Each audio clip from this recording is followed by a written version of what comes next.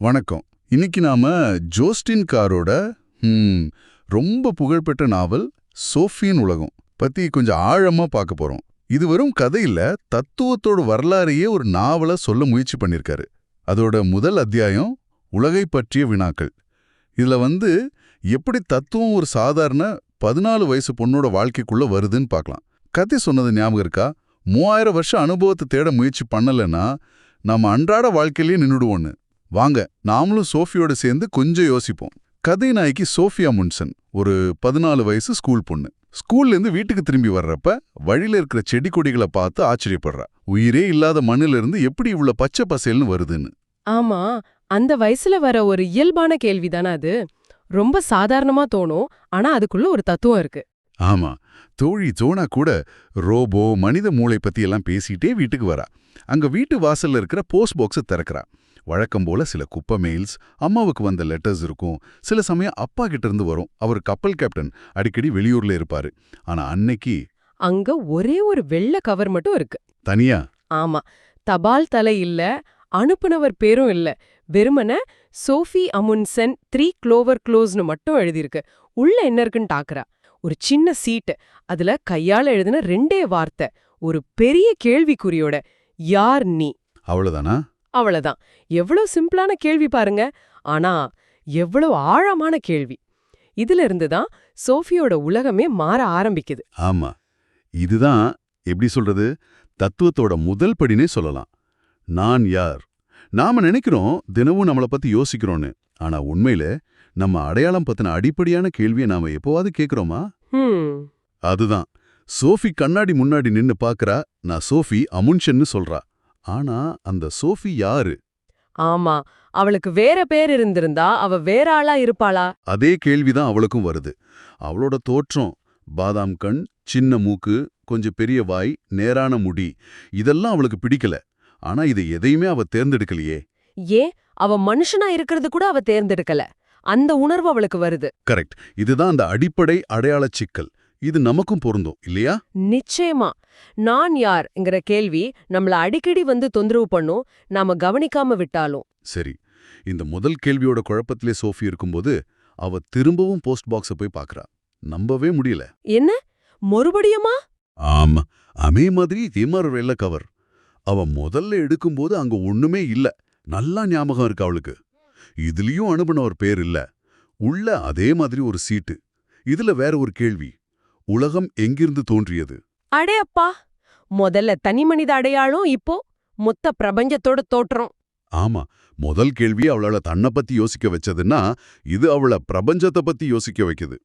அவளுக்கு தலைய சுத்துற மாதிரி இருக்கு. அவ உடனே அவளோட ரகசிய இடத்துக்கு ஓடுறா. அது ஒரு பழைய வேலிக்கு பின்னால புதற்குள்ள இருக்கிற ஒரு சின்ன மறைவிடம். விரிசல்னு பேர் வச்சிருக்கா.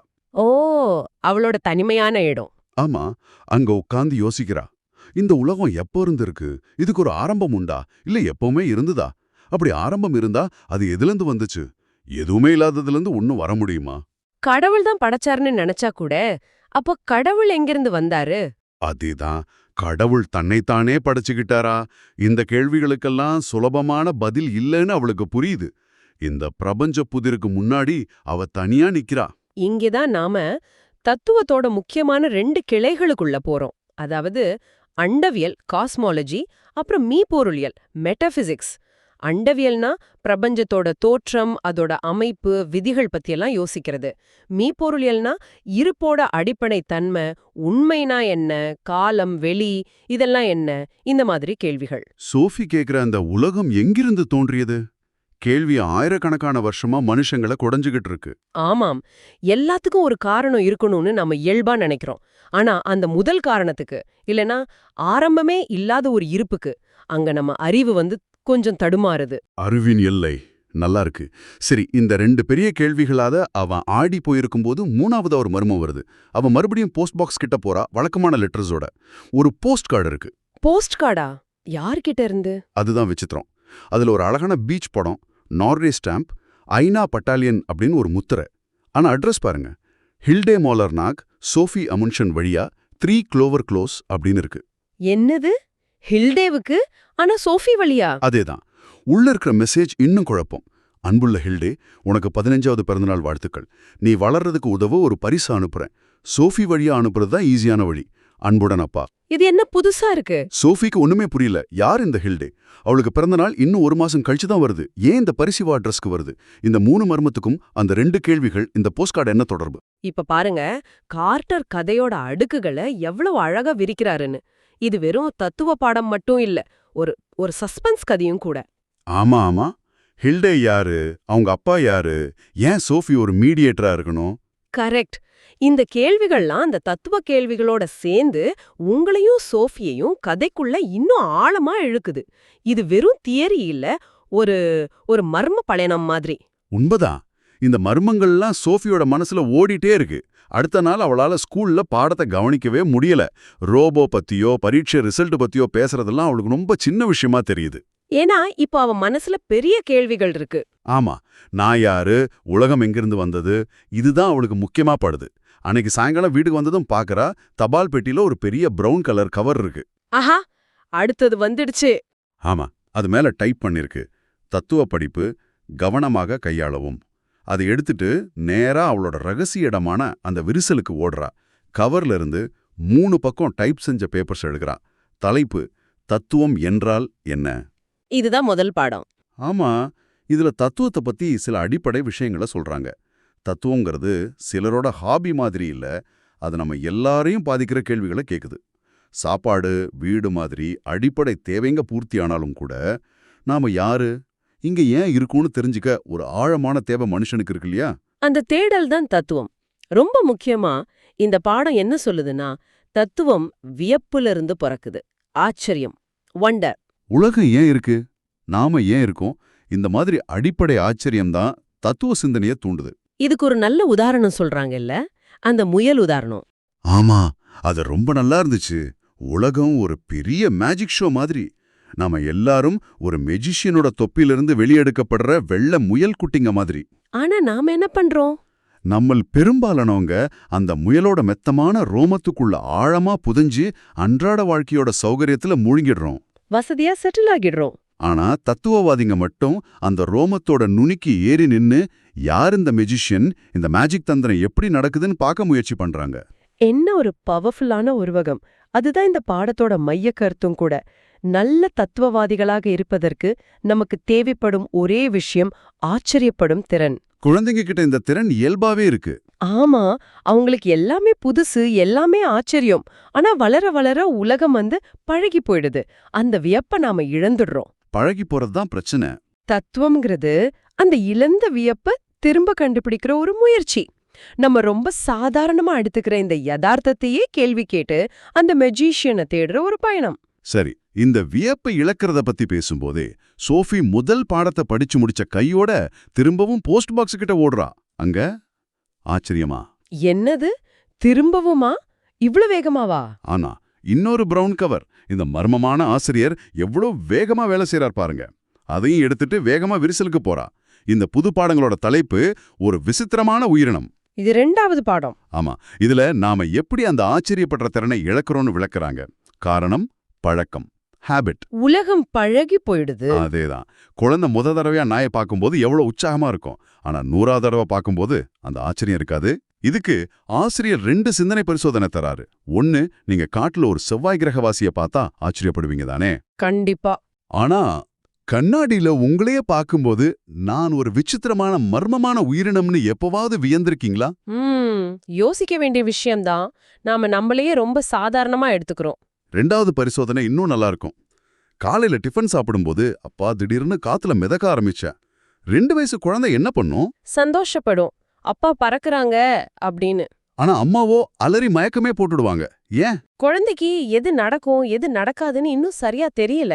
ஆனா பெரியவங்களுக்கு மனுஷங்க பறக்க மாட்டாங்கங்கிறது பழகி போன உண்மை. ஆனா நாம மறக்கிற ஒரு விஷயம், இந்த முழு உலகமே பிரபஞ்ச வழியில மிதந்துட்டு தானே இருக்கு. அதுவும் ஒரு விதத்துல பறக்கிற மாதிரி தானே. எக்ஸாக்ட்லி. அந்த வியப்பை இழக்கிறதுங்கிறது வாழ்க்கையோட ரொம்ப முக்கியமான ஒரு விஷயத்தை இழக்கிற மாதிரி அப்படின்னு பாடம் சொல்லுது. தத்துவவாதிங்கிறவங்க குழந்தைகள மாதிரி மெல்லிய தோலோட இருப்பாங்க. அவங்க இந்த உலகத்தை பார்த்து ஆச்சரியப்படுறத நிறுத்த மாட்டாங்க. அப்ப நமக்கு முன்னாடி ஒரு சாய்ஸ் இருக்கு. ஆமா, 1, உலகத்தால சலிப்படையாத குழந்தையா இருக்கணும். இல்லனா அப்படி சலிப்படைய மாட்டேன்னு சபதம் பண்ற தத்துவவாதியா மாறணும். ரெண்டும் இல்லனா? நாம முயலோட ரோமத்துக்குள்ள ஆழமா போயிட்டோம்னு அர்த்தம். அங்க போய் அன்றாட சின்ன சின்ன விஷயங்களை பத்தி பேசிட்டு இருப்போம். வெண்ணெய் கொடுப்பீங்களா, இன்னைக்கு பங்கு சந்தை எப்படி இருக்கு, அந்த மாதிரி. அது ஆபத்தானது, மெல்லிய பனி மேல நடக்கிற மாதிரின்னு சொல்றார் ஆசிரியர். ரொம்ப சரி. இந்த பழக்கங்கிறது அவ்வளவு சக்தி வாய்ந்தது. அது நம்மள யதார்த்தத்திலிருந்து கொஞ்சம் தள்ளி வச்சு ஆச்சரியப்படுற திறனை மழுங்கடிச்சிடும். தத்துவாதிகளையும் குழந்தைங்களையும் ஒப்பிடுறது ரொம்ப ஆழமான பார்வை. 2 பேருமே உலகத்தை அதோட அசல் மர்மத்தோட புத்துணர்ச்சியோட பாக்குறாங்க. ஆமா, இந்த பாடங்கள் சோஃபிக்கு மட்டும் இல்ல, இத கேக்குற உங்களுக்கும் ஒரு அழைப்பு மாதிரி தான். ஆமா, உலகத்தால சலிப்படைஞ்சிடாதீங்க. தொடர்ந்து கேள்வி கேளுங்க, வியப்படைங்க. அந்த ரோமத்துக்குள்ள பாதுகாப்பா புதைஞ்சிடாம நுனிக்கு ஏறி நின்னு அந்த மெஜிஷியனை தேடுங்க. இந்த பாடங்கள்லாம் சோஃபியா ரொம்ப ஆழமா பாதிக்குது. அவளுக்கு ஒரு பக்கம் சோர்வா இருந்தாலும் இன்னொரு பக்கம் ஏதோ ஒரு புத்துணர்ச்சி கிடைச்ச மாதிரி, அன்றாட அற்பத்தனங்கள்ல இருந்து மீட்கப்பட்ட மாதிரி உணர்றான். உலகத்தை முதல் தடவையா பாக்குற மாதிரி ஒரு ஃபீலிங். ஆமா, அன்னைக்கு சாயங்காலம் அம்மா கிட்ட கேக்குறா, அம்மா வாழ்றது ஆச்சரியமா இல்லையா அப்படின்னு. அம்மா என்ன சொன்னாங்க? அவங்க ரொம்ப சாதாரணமா, ஆமா சில சமயம் அப்படித்தான் தோணும் அப்படிங்கிற மாதிரி சொல்றாங்க. சோஃபி விடாம அந்த முயல் ரோம உதாரணத்தை சொல்ல முயற்சி பண்றா. நீங்க முயலோட ரோமத்துக்குள்ள ரொம்ப வசதியா இருக்கீங்க அப்படின்னு சொல்றா. ஐயையோ, அம்மா என்ன நினைச்சாங்க? அம்மாவுக்கு ஒரு நிமிஷம் பயமே வந்துருச்சு. பொண்ணு ஏதோ போதைப்பொருள் யூஸ் பண்றாளோன்னு கவலைப்பட ஆரம்பிச்சிட்டாங்க. பாருங்க, இதுதான் அந்த சவால். தத்துவ பார்வையோட தனித்துவத்தையும் அது அன்றாட வாழ்க்கையில மூழ்கி போனவங்களோட பகிர்ந்துக்கிறதுல இருக்கிற கஷ்டத்தையும் இது காட்டுது. ஒரு இடைவெளி, ஒரு பிளவு உருவாகுது. ஆமா, வியப்ப கண்டுபிடிச்ச ஒருத்தர் அதை இழந்தவங்க கிட்ட பேசும்போது ஒரு மாதிரி தனிமைப்படுத்தப்படுறாங்க. தத்துவவாதி பாக்குற பார்வை வேற இல்லையா? சரி, அடுத்த நாள் காலையில புதுசா கடிதம் எதுவும் வரல. சோஃபிக்கு ஒரே பொறுமையின்மை, காத்திருக்கா. சாயங்காலம் அப்பா கிட்ட இருந்து மெக்சிகோல இருந்து ஒரு கடிதம் வருது. அதுல சீக்கிரம் வீட்டுக்கு வரப்போறத பத்தியும் அங்க செஸ் விளையாடுனத பத்தியும் எழுதியிருக்காரு. அதோட சேர்த்து சோஃபி எதிர்பார்த்த மாதிரி 3வது பிரவுன் கலர் கவர் வந்துருச்சு ஒரு வழியா. ஆமா, மத்த லெட்டர்ஸ்லாம் வீட்ல வச்சுட்டு வேகமா அந்த கவரை மட்டும் எடுத்துட்டு அவளோட ரகசிய இடத்துக்கு ஓடுறா. புதுசா டைப் பண்ண பக்கங்களை வெளியெடுக்கிறா. அடுத்த பாடத்தோட தலைப்பு புராணங்கள், த மித்ஸ். அவ அதை படிக்க ஆரம்பிக்கலாம். அந்த தருணத்துல நாம இன்றைய ஆய்வை இங்க நிறைவு செஞ்சுக்கலாம். ஆக இந்த முதல் அத்தியாயத்துல சோஃபியோட சாதாரண வாழ்க்கை எப்படி 2 சிம்பிளான ஆனா ஆழமான கேள்விகளால, யார் நீ, உலகம் எங்கிருந்து தோன்றியது, புரட்டி போடப்பட்டுச்சுன்னு பார்த்தோம். அப்புறம் தத்துவத்தோட அடிப்படை இயல்பு, அந்த வியப்பு, அதை மழுங்கடிக்கிற பழக்கம். ஆமா, அந்த மாயஜாலக்காரனோட முயல் உதாரணம், இதெல்லாம் பார்த்தோம். கூடவே ஹில்டம் மூலர் நாக் அப்படிங்கிற ஒரு மர்மமான கேரக்டரும் இந்த தத்துவ பயணத்துல ஒரு கதை புதிரா சேர்ந்திருக்கு. சரி, இப்ப இந்த ஆய்வோட இறுதியா உங்களுக்கான ஒரு சிந்தனை. இந்த கடிதங்கள்லாம் அடிப்படை தத்துவ கேள்விகளை கேக்குது, ஓகே? ஆனா யார் இந்த கேள்விகளை கேக்குறா? அது இன்னும் மர்மமால இருக்கு. ஏன் அவர் குறிப்பா சோஃபியா தேர்ந்தெடுக்கணும்? இந்த கேள்வியை கேக்குற நபர் ஒரு நவீன கால சாக்ரட்டிஸ் மாதிரி சோஃபியா மற்றும் நம்மளையும் கூட சிந்திக்க தூண்டுகிறாரா? இல்ல, இது எதுவும் பெரிய விளையாட்டோட பகுதியா? ஆமா, இப்படி அனாமதேயமா மர்மமான முறையில தத்துவத்தை கத்துக்கிறதுங்கிறது அந்த மாயாஜாலக்காரனோட தந்திரத்தை புரிஞ்சுக்கிறதுக்கான ஒரு வழியா, இல்ல நாமளே அந்த தந்திரத்தோட ஒரு பகுதியா மாறிட்டு இருக்கோமா? நல்ல கேள்வி, யோசிக்க வேண்டிய விஷயம். யோசிச்சு பாருங்க. சோஃபியின் உலகின் இந்த ஆரம்பகட்ட ஆய்வில் எங்களோட இணைஞ்சதுக்கு ரொம்ப நன்றி. இந்த கேள்விகளை பத்தி நீங்களும் சிந்திச்சு பாருங்க. அடுத்த ஆய்வில் சந்திப்போம்.